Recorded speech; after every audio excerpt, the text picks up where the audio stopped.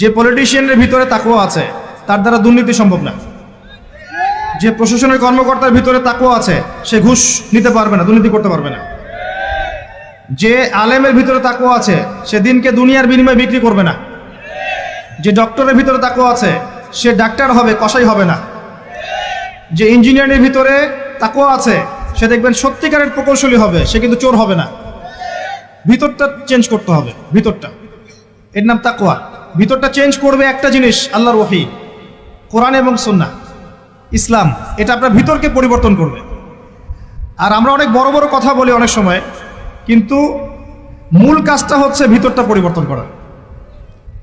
আমাদের সবার সাথে যার যার কলব যাবে, যার যার আমল যাবে। আল্লাহ পাক আমাকে কলার চেপে ধরে বলবেন না যে বাংলাদেশে ইসলামী খেলাফত কায়েম করে আসো নাই কেন, এটা আল্লাহ পাক আমাকে বলবেন না। আল্লাহ পাক বলবেন তোমাকে যে দায়িত্ব দিয়েছিলাম ওই দায়িত্ব ঠিকঠাক মতো